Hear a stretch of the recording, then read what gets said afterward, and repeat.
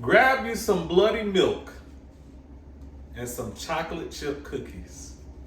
Santa's not coming to town, but Art is.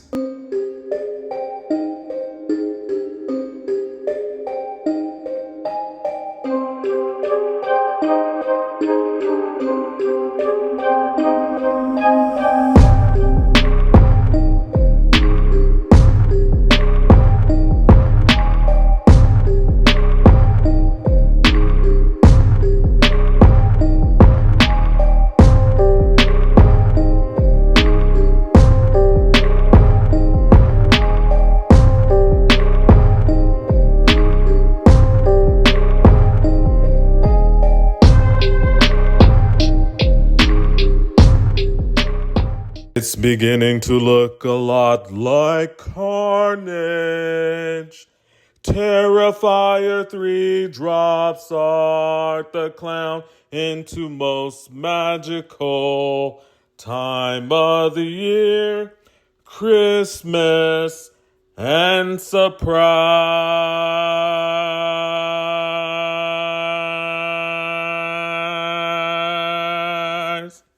He's not here to roast chestnuts.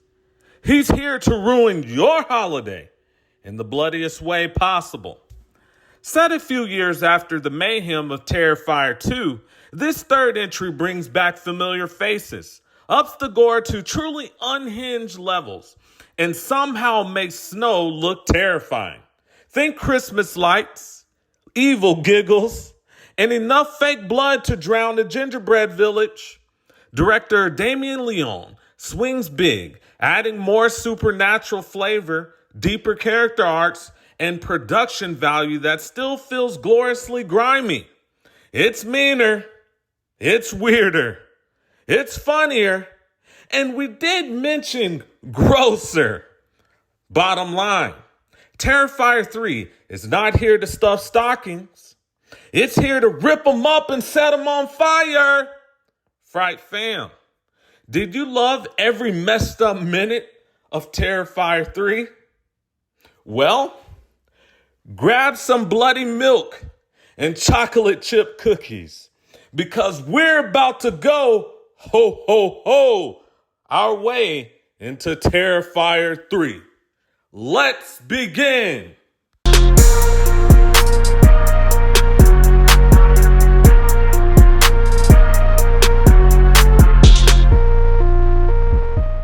It's Christmas Eve in suburbia.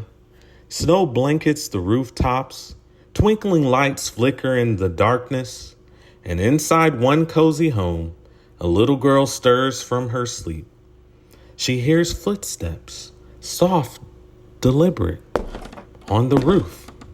Her eyes widen in wonder. Santa? She whispers, but this isn't a jolly old elf. It's something far worse. Downstairs, her parents argue, oblivious to the nightmare creeping closer. The girl tiptoes to the staircase, drawn by the sound, a creak, a thud, a muffled scream. She peers into the living room. There, standing by the fireplace, is Art, dressed as the Santa Claus. His smile is painted wide, his ears gleaming with malice, and in his hand an axe glistens with fresh blood. What follows is 10 minutes of pure evil. Art slaughters the family one by one. Her brother in his bed, her father in his bed, her mother in a desperate attempt to flee. Limbs are torn. Heads are split, and the holiday cheer is drowned in crimson. And then, silence. Art sits at the kitchen table, munching on chocolate chip cookies and sipping on bloody milk meant for Santa. He hears a faint rustle. A cabinet door creaks open. The girl is hiding inside. Art crouches down, peers in, and instead of killing her, he smiles and waves fade to black. Merry Christmas.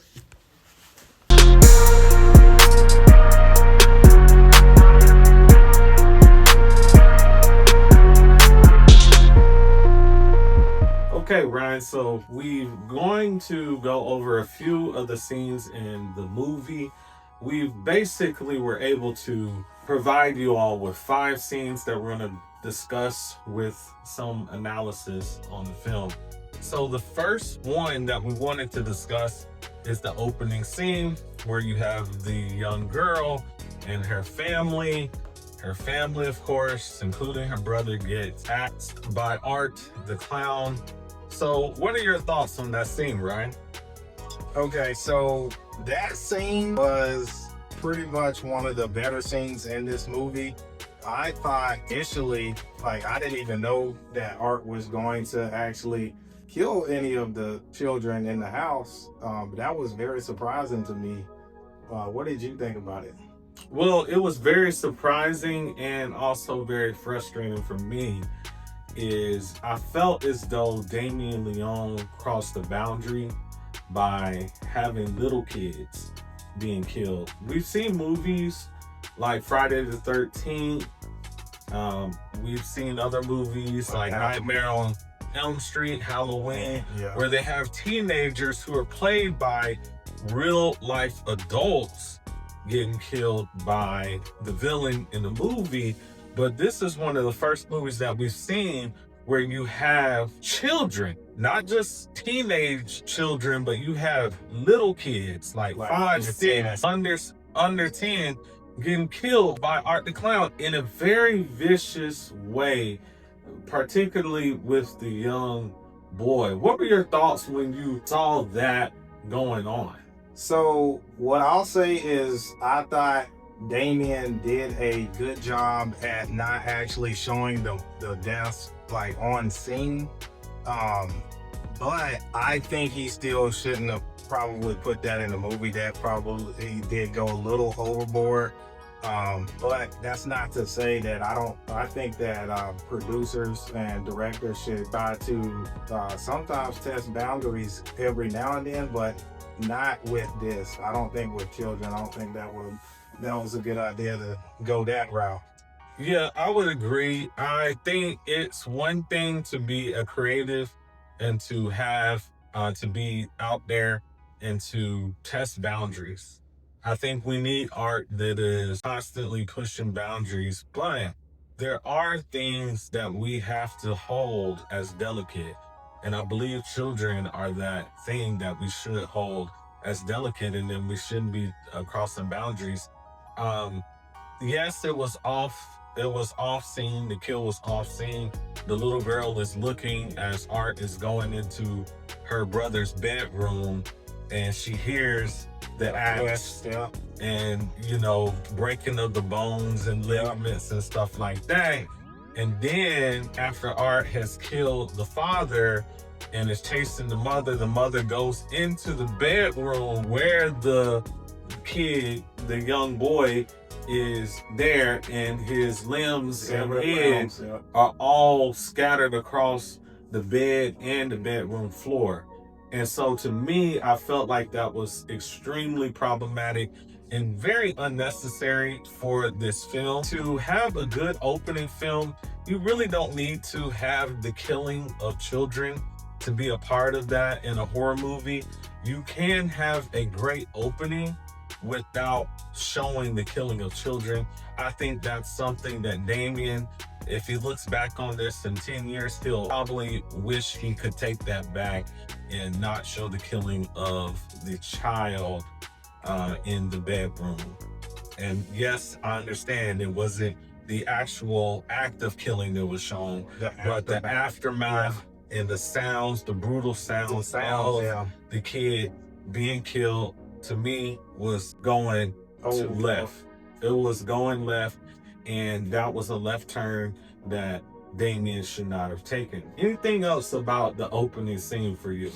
Yeah, those sounds were very hard to listen to, especially knowing it being a little kid that's probably no older than like 8, and hearing them get slaughtered, we already know that Art is a very dangerous villain in most of these movies. I mean, you had like the bedroom scene from Terrifier 2 where he's dismembering Allie, and then you have the hacksaw scene from the first Terrifier. So like, just having serial killer slasher like Art the Clown do something like that to kids is, man, I think they probably should have just had the little boy and the little girl more off screen if they were gonna lean that way.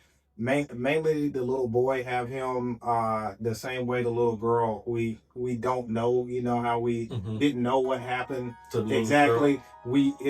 She presumably was killed by Art, but I think he should have probably put both of them in the cabinet and just left it like that. And so we would have been just wondering. We didn't have to hear the flesh being severed and all that kind of stuff with the boy. So I think Damien probably should have put both of them in that cabinet like that and just left it for us to, you know, kind of wonder what happened, even though more than likely we know that that little girl didn't make it. Yeah, I would agree. I think that if Damien had not shown the killing of the boy, this would have been a great opening.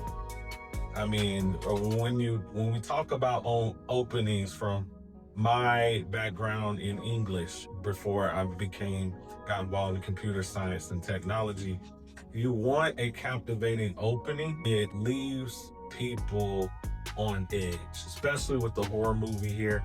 And so this opening had all the elements of that. It just crossed the line with the killing of the kid. But, you know, those are my thoughts about the opening scene. Anything else? No, that's pretty much it. I agree with you on that. So okay, sounds good. Was the bar scene where we see Art the Clown coming into the bar to visit Santa Claus, and it was quite interesting. So Ryan, what were your thoughts about that scene? Okay, so one thing about this scene that I noticed that we don't see in a lot of scenes with Art is that he uses a multitude of weapons in this scene. He has the gun, the firearm he uses to kill the bartender, and then he also uses that fire extinguisher that was basically remodeled to be like a liquid nitrogen fire extinguisher. So just real quick, Ryan, since you are a medical professional, could you tell us a little bit how the liquid nitrogen works?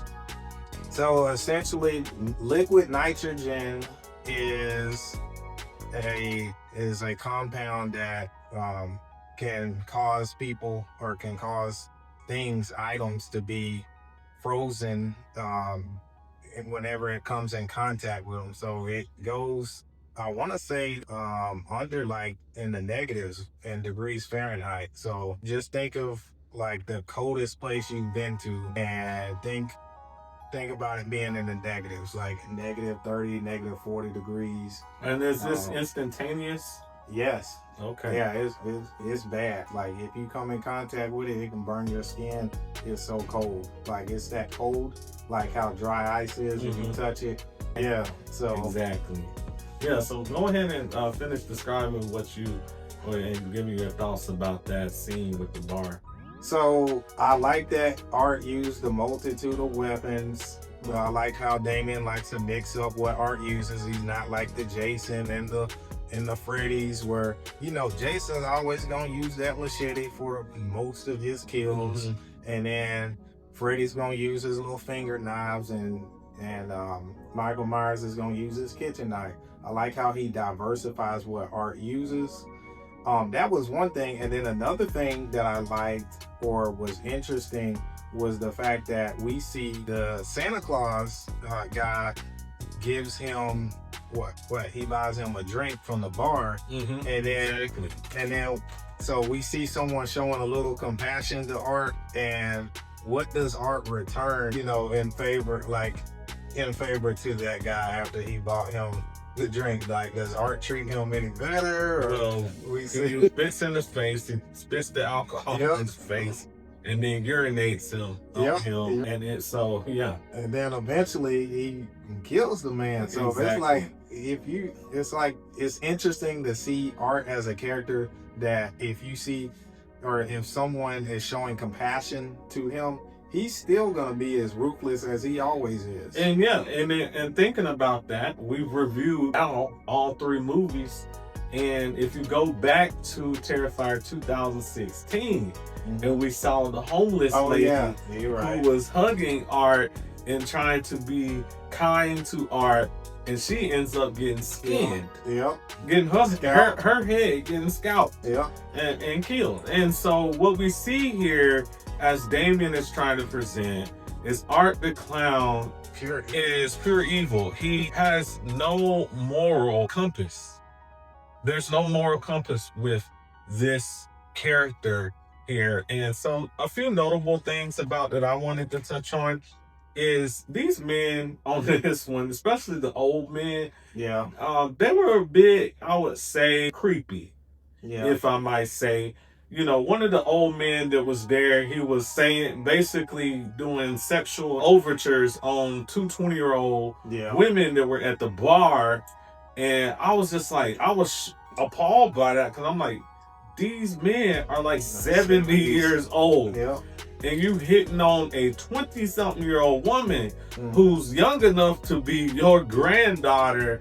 And then the irony is that when Santa, the guy that's playing Santa, is about to get killed, he's talking about, I'm a husband, I'm a grandfather, I'm a father, and all this kind of stuff. But just a few moments before, he was acting crazy, with creepy, nasty, with these 20-year-old women. Come on now. Now, I still think this scene was perhaps the most comedic scene for me, because like you said, it had Art the Clown goes into a bar. We know why he's there. He's going to get the beard from Santa so he can go and play the role of Santa. And so he goes to the bar. He basically shoves it in their face. He shoves it in their face. They buy him a drink. He spits the drink out on somebody. He pees on somebody. He then ends up shooting people and then doing the slow death on the guy that plays Santa. We see ingenuity here as well, like you said, with the different weapon choices. With a lot of our slashers, villains, we do not see ingenuity. We know what Freddy is going to do. He's going to get the finger knives out. We know what Jason's gonna do. He's got to get the machete, or he'll use his bare hands to choke somebody out. We know what Michael's gonna do. The kitchen knives, or he's gonna use his bare hands to beat somebody down. There's no ingenuity. Art has that, and he has the comedic effect. It was definitely a good choice. I enjoyed this particular scene. Next, we're moving in our third most notable scene in the movie out of the 5 that we're discussing for this video, and that is the Santa Claus mall scene with Art the Clown. So Ryan, what are your thoughts about that scene? So going back to what we said about the first couple of scenes, one being him killing children, you know, that's something that should be frowned upon in the horror community when developing and producing movies. That's one thing that is a taboo. And I was shocked. Like, I'm gonna be real. When I watched that scene, I did not expect to see an explosion, like a mall explosion. That really caught me off guard. And I know Damien likes to try to keep us on our heels sometimes, but with that scene, I don't think that was a scene necessary to furthering the plot of the movie. It does show how ruthless Art is as a killer. Like we were saying with the previous scene we talked about, with him going to the bar, like we see that even small children, you know, coming up to Art, looking up to him, thinking he's Santa, and he ends up giving them basically the one little boy, he gave him the one present, and it happened to be a bomb. It just killed everybody within a probably 30-meter radius. And it's just like, man, we really see how ruthless he is. But we already knew that from the previous scene, so I do not think that this scene furthered this movie. I think it probably was one of the scenes that should have been just cut out post-production. So what did you think about it, Kim? So my thoughts about this scene is that it's very problematic, as you were mentioning here. So we have the setting is in a mall. We have kids there. Art the Clown is playing the role of Santa, giving the kids gifts. And again, we know with Art, anytime it looks like he's doing something good, it's always something evil. So of course the gifts have, bombs or things in them, and when a kid opens up, it blows everybody up in the mall. So I find this problematic because, again, just like we talked about with the opening scene, there's a theme in this movie of child abuse. Is a major theme in this movie. And I think it's not only, I know that Damien would say this is to show how evil Art is, but I would say, just like you said, we already know that from the previous films, how evil he is. So showing the maiming, the killing of little kids, children. We're not talking about like 16, 17, 18-year-olds who are played by 21, 25, even 30-year-old actors. We're talking about 5, 6-year-olds played by 5, 6-year-old actors who are getting killed on the screen. Yeah. And so I found this to be very problematic, very troubling, very disturbing that we would have this scene in a movie, and it kind of has me questioning, Damien, why are we doing this? What artistic value are you adding by showing the killing of children, the mass killing of children? I can't explain it. I would like for you to explain it, Damien. I've listened to a lot of your videos. I haven't seen you explain why you're showing the mass killing of children.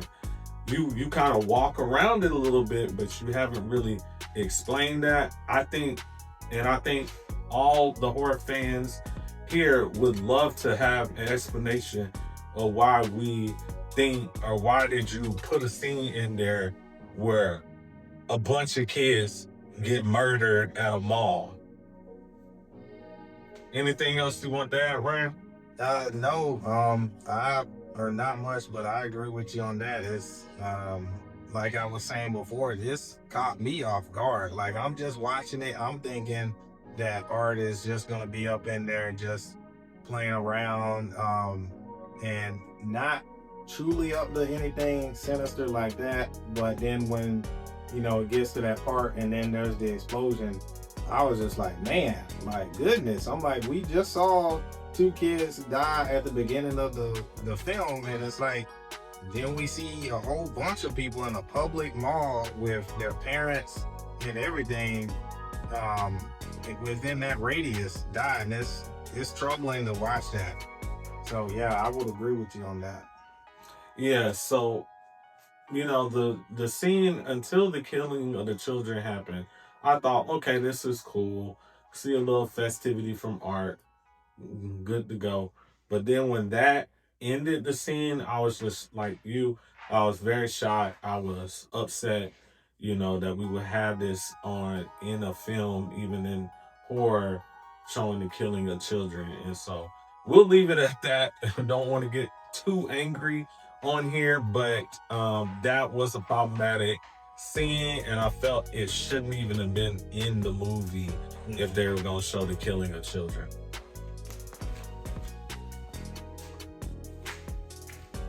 Okay, so our 4th out of 5 notable scenes from the movie that we wanted to discuss is the infamous chainsaw scene in the movie where you see Art the Clown go into the showers of the dormitory. This reminds me of when I was at the University of Tennessee, my first semester. I stayed in an old dormitory, and I think they knocked it down, and so it's no longer there. But I stayed in this old, probably 100-year-old dormitory, and it had these showers and community showers. So I had to go from my dorm room to the community showers with, you know, your stuff and flip-flops, your soap, you know, shampoo, etc., towel, all that kind of stuff. And this reminded me of my first semester at UT in that old ugly dorm shower. And so when I saw the scene, I was like, I kept thinking of that, being a freshman at the university, going and showering there. But this one was quite different. What was different about this one, Brian? So with this scene, it was shocking because, I mean, I liked it. It was shocking because we see Art using a different weapon than he normally uses, because he goes into the bathroom and he's digging. After he gets done peeing, he's digging through his garbage bag full of F gadgets that he's got in there, and he pulls out a chainsaw. And you know, when we see that, we knew he was gonna be up to something very sinister. And he pulls out that chainsaw, and man, he goes to town on those two kids. Cause wow, he carved them up like a Thanksgiving turkey. It was bad. I mean, we see some really good practical effects. I mean, it looks real. I mean, he is sawing them up, and it is bad. Yeah, it's definitely interesting, I would say. So we see Cole and Mia having an intimate moment in the showers, and then Art goes to work and basically chops them up, and limb by limb, and to they're no more. And there's a few comedic effects in there where you see Art the Clown putting the sunglasses on Mia because Mia has said earlier when he was eavesdropping on her, I would like to know what it's like to look into the eyes of a true evil clown like Art. And then the other comedic effect in the movie on that scene you had there, as Cole is trying to get away, you have Art just splitting him, you know, right down him. You know, what is that, a bisectal? Yeah, bisectal. So remember, in the first movie, it was a sagittal, right? And in this movie, we have the bisectal, but they're kind of similar, I would say.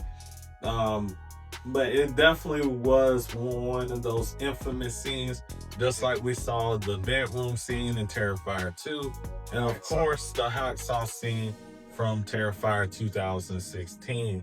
Of course, this film, right, this scene shows the true makeup of who Art is, that he is pure evil. Again, the theme of ingenuity that Ryan brought up earlier is he uses a myriad of different tools in order to accomplish his task of killing people. And so that was quite interesting. It reminded me of Texas Chainsaw with Leatherface, and quite interesting there. And then the last funny part, another comedic was you want to say it? The blood angel that he made. He's laying there in that pool of blood after he slaughtered Mia and Cole, and he's just doing his little blood angel. So the angel, when we do that as kids, when we go in the snow, and as a kid, if you ever been in snow, you lay in the snow and you make the little snow angel, and that's supposed to signify purity, right? But here it's red, the blood angel, and it signifies death, destruction. So I do like the imagery there. I felt like that was very creative on Damien's part. to have that imagery, and then also with David Howard Thornton to be a part of executing on that as well. Anything else? No, that's it, man. Okay. And so the last notable scene that we wanted to discuss for this review of episode 3 for Terrifier 3 is the scene that we all were waiting for, the final showdown. So Ryan, tell us a little bit about that one. Okay, so pretty much Sienna wakes up from a nap and she's hearing some voices downstairs, and she looks at the clock and it's like, I want to say it was like 2 o'clock in the morning or something in the early morning, some hour in the early morning. And she goes downstairs and then she keeps hearing the voices, and it sounds like her aunt and her uncle. And then they start discussing I think one of the things they said was they should just smother her with a pillow. I think she hears the uncle's voice, and if they smother her with a pillow, then she would be like, that problem would be gone or something. And then she peers around the wall and she sees Vicky and Art, and they're down there. And then we start to see, that wasn't her aunt and her uncle talking, it was them. And she sees her aunt tied up. But that I thought was interesting. I thought that was a good addition to the lore a little bit, that Sienna was seeing or hearing Vicky and Art talking as if they were her aunt and uncle. I thought that was interesting because that caught me off guard. Like, I was thinking that really was them, but then when you hear the uncle say smother her with a pillow or something of that nature, you're like, okay, there's no way he said that. And we see that it wasn't him. And he's, his body was hanging in the living room. He was dismembered and disemboweled and everything. And so from the beginning of that scene, that was surprising. Yeah. What did you think about it? So I felt this scene was a bit rushed. And you might say, well, Kevin, it was like 15 minutes long or whatever long it was. That's not what I meant. What I mean is that it didn't have the proper build up. Because Damien spent time, talking about or showing us how Art is killing these children, what we lost is how the uncle is involved. And so you say, well, the uncle got killed. What do you mean he was involved? Have you noticed something? And this is a theme I would like to present to you again. And I talked about this in our Terrifier 2 review, is the lack of healthy masculinity. In these films, we don't see a healthy masculine character in most of the time. Maybe it's a little bit of heroicism, like in Terrifier 2016 with Mike the Fumigator, but we don't see consistent, healthy masculinity shown by men. I was super hopeful with the uncle being in this film, especially toward the beginning of the film. I was like, yes, man, we finally get a masculine man to be in the movie. I was waiting for the showdown between Art and the uncle to see how does Art react to a masculine man. But we're not given that because Damien writes it out. He writes it out of the story by doing an off-screen kill and having the uncle's body hanging on the wall, disemboweled, chopped up. And so I felt as though that was a lack of service to the movie with not giving us that healthy masculine person, man, not just person. I'm gonna be honest with you, healthy masculine man to be able to go and contend with Art the Clown. So that was one of the frustrating things about the movie. The other things I would say is with this one scene, we really don't get, and this is going back to being rushed, we really don't understand the rules of the supernatural. Here, I'm a former English major and have a degree in English before I got my degree in computer science. So I'm very familiar with proper setups and trilogies and things of that nature. Here we don't get a proper setup. We don't know what the rules are with Art the Clown, the supernatural rules. We're not given that. And by this time being the third installation of 4 installations, we should have some indicators of what the supernatural is and how does it work. We don't get that. Want to say something about that, Ryan? So what we are talking about is, or what we've seen is, okay, so Sienna's sword is, we see in this scene, is used to kill Vicky, basically decapitate Vicky. And that same sword was used in the last film to decapitate Art. And this sword, from what we've seen, is supposedly supposed to be able to defeat demonic spirits like Vicky and Art. And we've seen that it doesn't always do that, because if Art was killed with that sword in Terrifier 2, how did he come back in Terrifier 3? And being rebirthed through Vicky's through the head. And then 2, what is interesting is that when Vicky is beheaded and her head starts basically becoming like, I don't know, some type of, it opens like some type of bloody stuff. Yeah. And then it opens up a portal into hell, which is reminiscent, as for me, of Dante's Inferno, which talks about, this is where the ninth circle comes from. It wasn't an original idea. This comes from the 14th literature, Dante's Inferno, where he describes there's 9 circles or stages of hell. And so I would like to know, what was that about? Are we relying on Dante's Inferno? Obviously, in the last scene where you see Art board the bus, the woman in the bus is reading the ninth circle, which again references Dante's Inferno with the with the 9 stages, the 9 stages of hell. And so if that's something that, Damien, you're trying to do, we need a little bit more meat on the bone to describe what you're actually doing. You know, we shouldn't always have to guess at everything.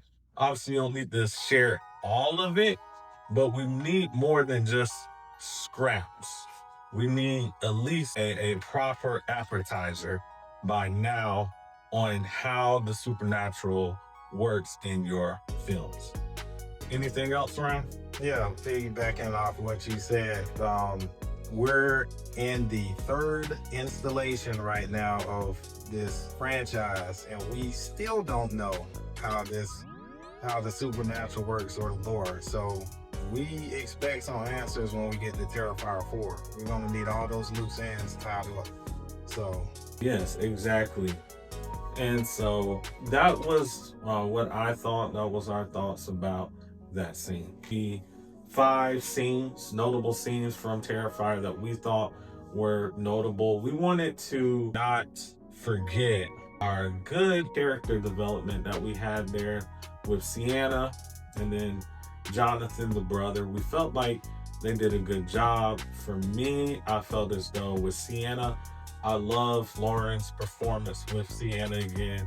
She did a great job with showing the psychological trauma that her character Sienna is going through with having to spend 5 years in a psychiatric hospital.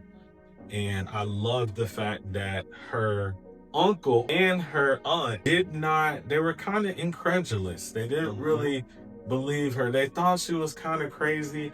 And as the uncle is going to go get Jonathan, it seems as though her aunt had sided with the uncle, that Sienna was off her rockers. only to be discovered that she was right the whole time. So Ryan, what did you think about Jonathan or Sienna in this movie? I hate to see Jonathan is presumably gone. I would have liked to see him develop more in Terrifier 4. I did also like Lauren Laverne's portrayal again of Sienna Shaw. She did a good job of portraying someone going through grief and someone also dealing with a lot of emotional distress from what she experienced from the events of the second film. I kind of would have to say that some of the scenes where Sienna's aunt and uncle were talking with each other, having discussions with each other about Sienna, I didn't like how they kind of outcasted her a little bit, and they kind of were a little bit insensitive to her, and I didn't like how I just didn't like their behavior towards her and some of the comments they made, making it seem as though like they didn't feel enduring, and they didn't feel like they were being very compassion or showing compassion and empathy towards her. I just didn't like it. It's something that really kind of irritated me a little bit. But what I felt that was good about that is that it was more like real life. You do have instances in real life where there'll be something that you feel a certain way, or maybe your intuition is telling you, hey, that person over there, they're no good, but then other people are like, what? And looking at you crazy, and it turns out what your intuition was right the whole time, and the other people that were against you were just wrong. So that does happen in real life, so I'm glad that it was there. Obviously, both the aunt and the uncle pass away in the movie, and we don't really want to go in depth about talking about every kill scene, but just the major points and plots. Now, one thing I thought that I haven't mentioned is I felt as though Jonathan, the performance by the actor that played Jonathan was pretty good in this movie. I actually liked the acting choices that he gave in this movie. I like the fact that it shows him wanting to be independent, right? So he's moving from codependence with always having to have his sister around to fight for him like he had in Terrifier 2 to being his own person. And I really thought that the actor that played Jonathan did an amazing job. I tip my hat off to you with showing the development of this character here. So those were our thoughts about the main characters. So we're going to go ahead and move into our rating. Now we're going to discuss our Fright Brothers rating score for this film, brought to you by Cujo. Ryan? Okay, so Terrifier 3, for me, I would have to give it a growl. So a growl is an above average film. So I rated Terrifier 2 as a bark plus, and then Terrifier 1 as a bark, which is mediocre and mediocre plus. So I'd have to go with growl, above average. What would you say, Kevin? So for me, it was a mixed bag for me. On the one hand, I felt as though this film was an improvement from the previous two films, but at the same time, it pushed some moral dilemmas that left me super concerned. And so for this reason, even though I felt as though the story development was better than the previous two films, I will have to give this film a whimper. And so a whimper is below average. The reason being is the kids. When you bring kids into the movies and you have kids getting killed on scene or off scene, regardless, I don't stand for it. I don't want to see 5-6-year-old kids getting killed in horror films. that's just something I'm just gonna have to stand on. And that's the reason why I give this film a whimper below average, while I thought, aside from that, the overall story development was much better than the previous two. Okay, Ryan, so what are we going to be talking about for our next film review? Okay, Fright fam. So for our next review, we're going to be reviewing 2008's The Strangers. Okay, so stay tuned for that one. We try to do a weekly review, so you'll see one coming up probably each week. We'll like to keep on task with that. So remember, Fright fam, be watchful.